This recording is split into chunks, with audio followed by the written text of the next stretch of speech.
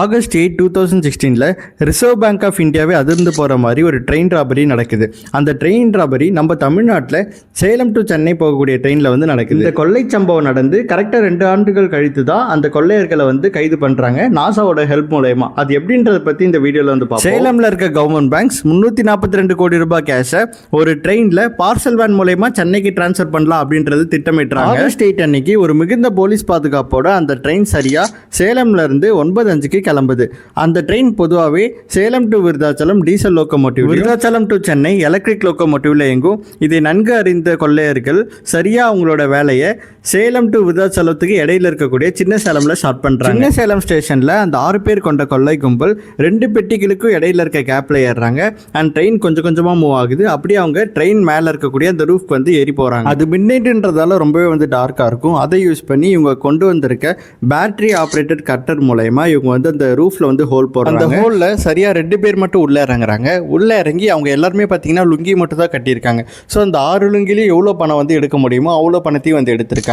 எடுத்து மேலே வந்து ட்ரெயின் விருதாச்சலம் நோக்கி வந்து மெதுவாக போயிட்டு இருக்கு. அதுக்கு இடையில வாயிலூர் அப்படின்ற ஒரு பிரிட்ஜ் வந்து வரும். அந்த பிரிட்ஜுக்கு கீழே அந்த கொள்ளை கும்பலோட கூட்டாளிகள் 8 பேர் இருக்காங்க. அந்த கூட்டாளிகள் கிட்ட இந்த பணக்கட்டுகள் எல்லாத்தையும் தூக்கி போடுறாங்க.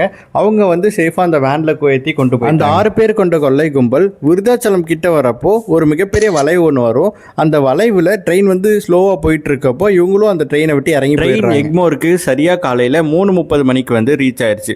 அண்ட் அதுக்கு அடுத்த நாள் காலையில் RBI அந்த பார்சல் வேணா ஓப்பன் பண்ணுறாங்க. அப்படி ஓப்பன் பண்ணுறப்போ அவங்களுக்கு ஒரு மிகப்பெரிய அந்த 342 கோடியில் 5.78 கோடி வந்து திருடு போயிருக்கிறது அறிகிறாங்க. அன்னையிலேருந்து போலீஸ் தீவிரமாக வந்து விசாரிக்க ஆரம்பிக்கிறாங்க. அந்த கேஸை வந்து CBCIDக்கும் மாற்றுறாங்க. CBCIDயும் நிறைய இன்வெஸ்டிகேஷன் பண்ணுறாங்க. பட் எந்த ஒரு எவிடன்ஸுமே கிடைக்கல. அதுக்கப்புறம் தான் நாசாவோட உதவி வந்து நாசா கொடுத்த டேட்டா படி அந்த சென்னை டு சேலம் வரப்போ என்னென்ன கால்ஸ்லாம் வந்திருக்கு அப்படின்றத வந்து ஃபுல்லாக வந்து ட்ரேஸ் பண்ணுறாங்க.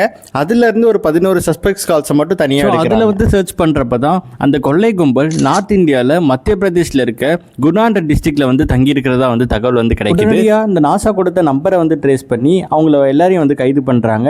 அதோட மெயின் ஹெட் யாருன்னு பார்த்தீங்கன்னா மோகர் சிங். அந்த மோகர் சிங் தலைமையிலான கேங் ஒரு வாரமாக அந்த ட்ரெயின் வந்து நோட்டமிட்டு இருக்காங்க. அதில் டிராவல் பண்ணி அவங்க கிட்ட விசாரிக்கிறப்போ இந்த மணி எப்படி டிரான்ஸ்ஃபர் பண்ணுவாங்கன்னு உங்களுக்கு தெரியும் அப்படின்னு கேட்குறப்போ அந்த பேங்க் அண்ட் ரயில்வே அஃபீஷியல்ஸ் வந்து பப்ளிக்காக வந்து டிஸ்கஸ் பண்ணிட்டு இருந்தாங்க. ஸோ அதை கேட்டு தான் நாங்கள் வந்து இவ்வளோ பெரிய பிளான் பண்ணி இதை வந்து பக்காவாக வந்து இம்ப்ளிமெண்ட் பண்ணுறோம் அப்படின்ற விஷயத்தையும் வந்து சொல்லியிருக்கோம். இந்த ஒரு விஷயம் நம்ம தமிழ்நாட்டையே உலுகிருச்சு அப்படின்னு தான் நம்ம சொல்ல முடியும். இந்த மாதிரி ட்ரெயின் பற்றின உங்களுக்கு தெரியாத சுவாரஸ்யமான விஷயம் உங்களுக்கு வேணும் அப்படின்னா மறக்காமல் நம்ம சேனலை சப்ஸ்கிரைப் பண்ணிக்கோங்க. அப்படியே நம்ம இன்ஸ்டாகிராம் பேஜை ஃபாலோ பண்ணி வச்சுக்கோங்க.